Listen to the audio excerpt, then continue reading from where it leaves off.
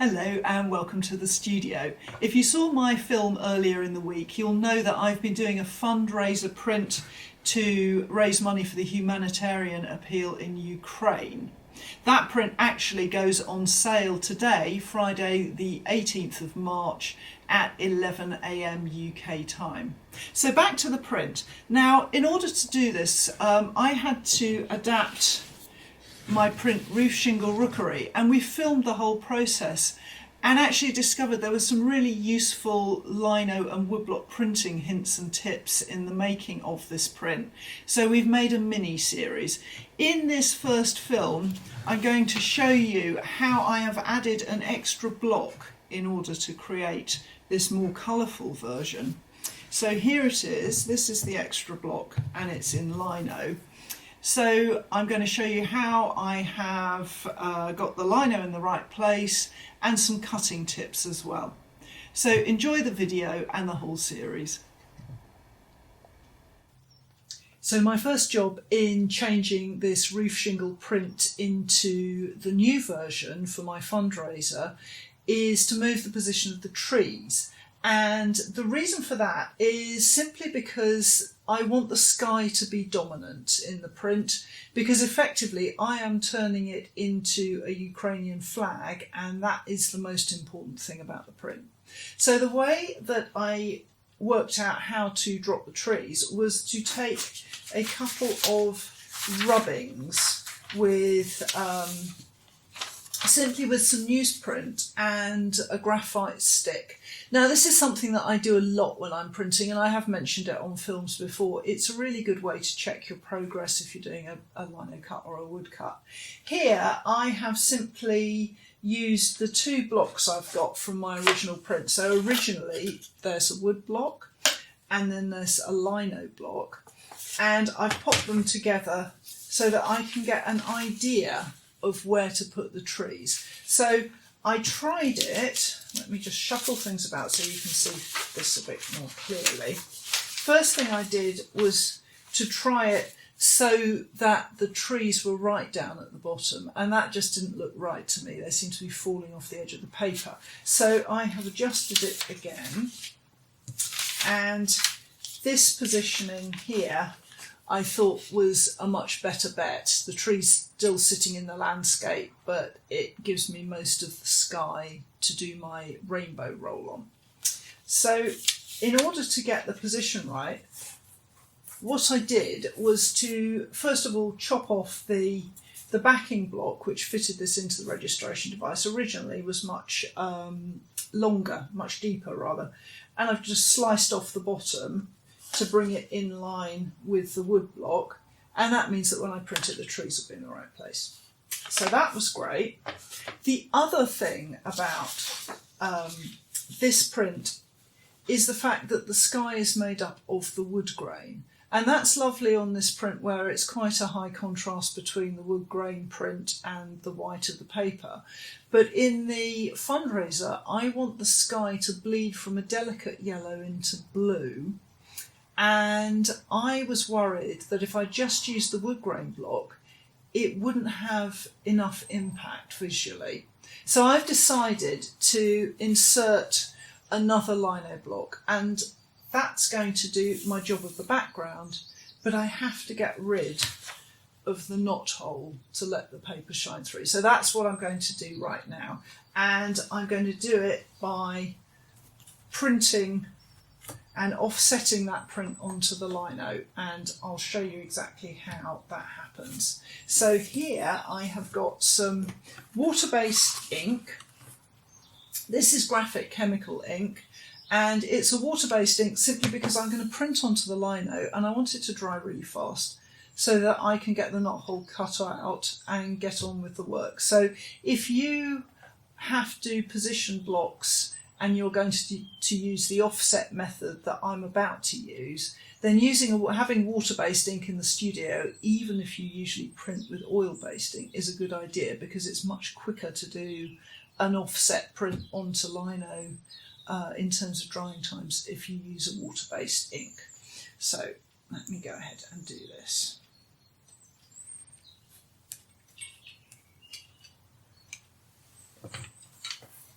So what I'm going to do is ink up my roof shingle. And I'm going to stand up to do this, so I'm going to disappear off the camera, but you'll be able to see what I'm up to.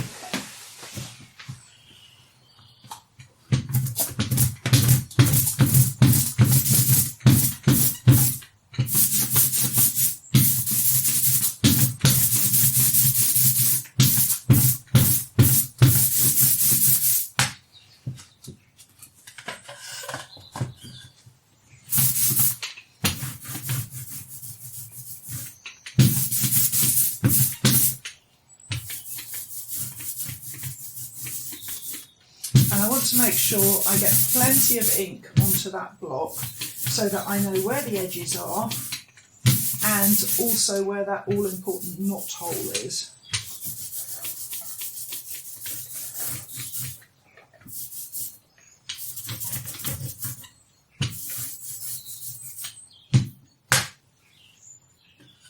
And now I've got this ready, I can go over to the printing press.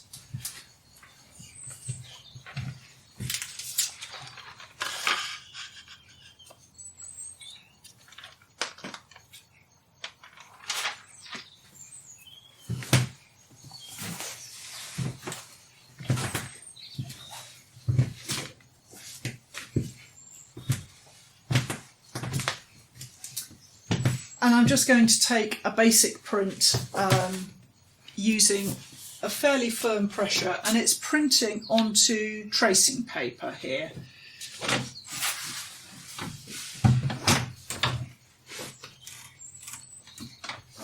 Okay, I've got too much packing in there.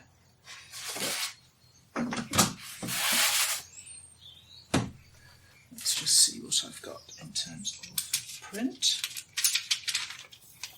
That's looking pretty good. When I come to print the actual real deal, I am going to print by hand to get the sensitivity of the wood grain, but at the moment all I'm interested in is coverage.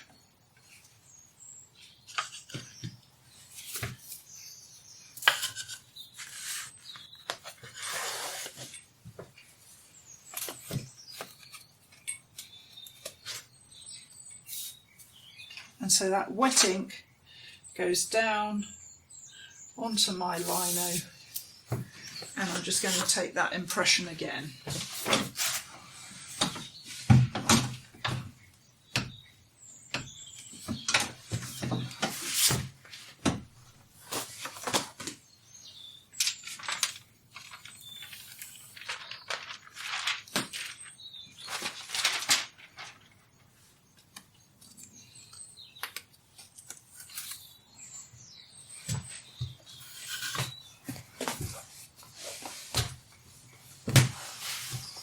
So if I come back and sit down, you can now see that what I've done is to transfer all that wood grain onto that piece of lino.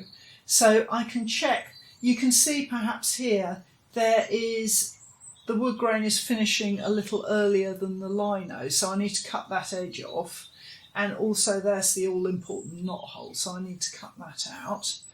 And then I will be able to use the lino as the background to the wood grain.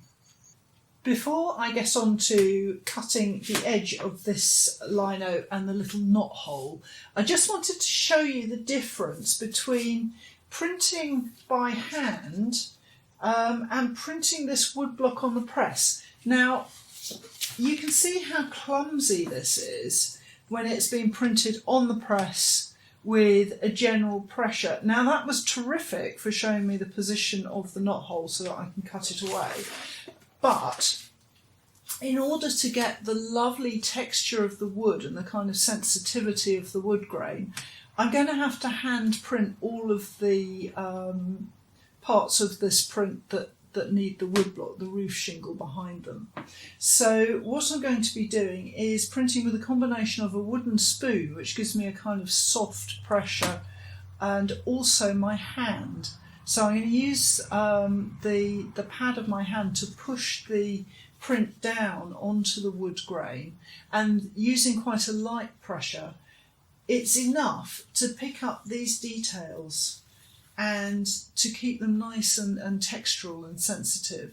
So there are times when hand printing is a really sensible option, even with a printing press. I'm going to get a far better result printing the woodblock by hand than I would ever get in my printing press. So that'll be done later. So now I have to take out this knot hole, which is fairly straightforward, but I also have to get rid of this sliver of lino here. And the first thing I'm going to do is to draw a line, because that's going to be easier to work to than this sort of rather rambling set of little inky points. So I am going to just put my ruler up against those bits of ink and just run myself a guideline. So it's really not very much lino at all that I'm taking off. And there are lots of ways of doing this. I mean, I know some people like to use a scalpel or a Stanley knife and a ruler.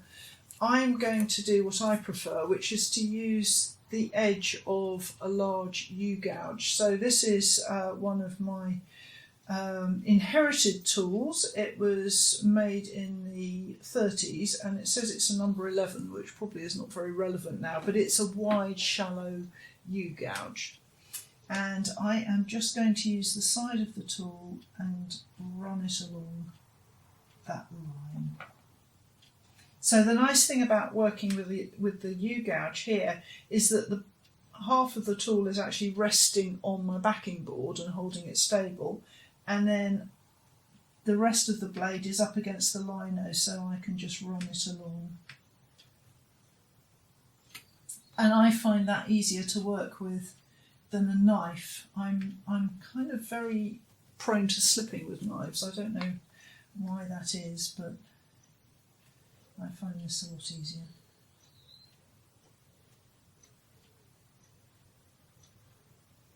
And the other thing about doing a cut down a straight edge, and this is something that comes up quite a lot with people who are learning, is that it's easy to sort of get into a panic and think you have to do the whole thing at once, and then the cut kind of runs away with you.